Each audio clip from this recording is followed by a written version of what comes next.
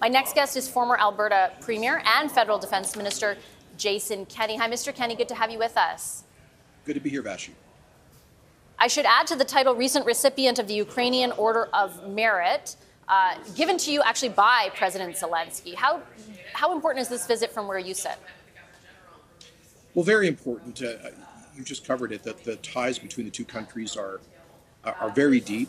And I remember meeting former President Yushchenko and former President Poroshenko when they addressed the Canadian Parliament. So this is by no means the first address to Canada's Parliament by a Ukrainian president. Canada was, after Poland, the first country in the world to recognize Ukraine's independence under Prime Minister Mulroney back in 1991, following their referendum. So we have not just the human connection with our large Ukrainian-Canadian community, but I think a shared affinity. We have something at stake here, and I think Yvonne was correct. The conflict has very concrete impacts on Canadians. Some of what we've seen in terms of inflation, energy costs have been driven by, food costs have been driven by the consequences of Putin's invasion of Ukraine. Canada has been generous in its response to the crisis, and so I think it's a wonderful gesture for President Zelenskyy in the middle of a war to find time to come and visit us in Canada. Do you think, Mr. Kenney, that part of what Mr. Zelenskyy is doing right now, in conjunction with the trip that he just made to the United States, is kind of addressing the fatigue that perhaps has set in among many Western allies, right? We are more than 18 months into this. No one thought at the beginning that Russia would, Ukraine would last as long as it did and has been as successful as it has. But the war is still going on. Do you think part of what he's doing here today is addressing that fatigue? And do you envision him being successful in trying to do so?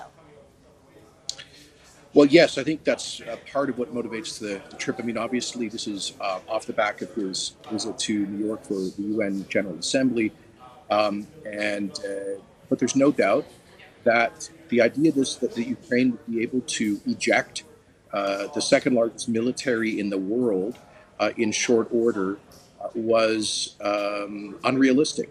And this is going to take time. Some military commentators have said that the Ukrainian counteroffensive is, quotes, bogged down.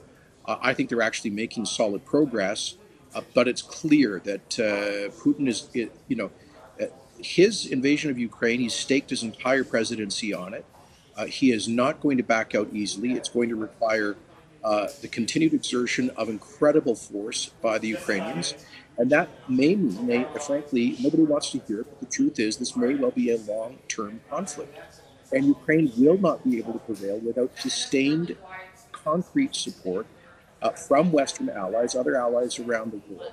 Canada has played an important role monetarily with some military hardware contributions, significant training contributions, which as Minister of Defense, I actually launched Operation Unifier in 2015. It's had a very significant impact on modernizing Ukrainian military tactics.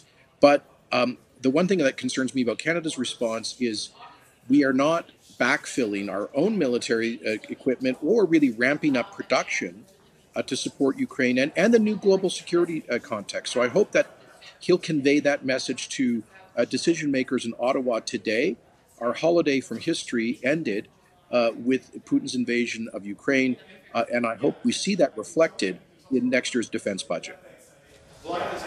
I also wanted to ask you, just sort of as someone who has been in politics for as long as you were, who was a premier, who served in federal cabinet, who's around, a prime minister for many, many years. What are your reflections on his leadership, on President Zelensky's leadership? His own story is so fascinating. The fact he was, a comedian and an actor, and then all of a sudden leading a country during wartime, and his own personal advocacy has been such a big part of Ukraine's efforts. Yeah. What are your impressions of his leadership? Yeah, I think Volodymyr Zelensky's leadership is Churchillian. He is the Churchill of our time.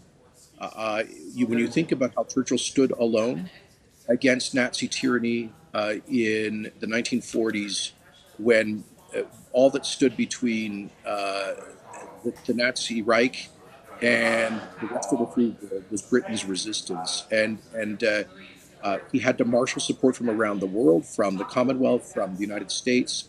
That's exactly what Zelensky is trying to do. For me, his character was really defined in the first 72 hours following the beginning of the invasion, when the Americans said to him, "We can get you out. The Russians are going to take Kiev any moment. You need to leave." And he said, "What I need is not a taxi ride, but ammunition." He stayed there. I remember him doing those live FaceTime video clips from Victory Square in the center of Kiev, basically taunting the Russians. I mean, that was literally physical courage. His family stayed there. He was frankly risking the lives of his family.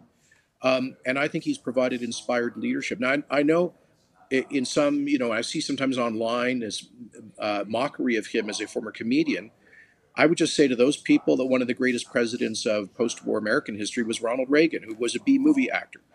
So, the fact is, as an actor, he's a good communicator, and that's one of the critical skill sets at a time like this.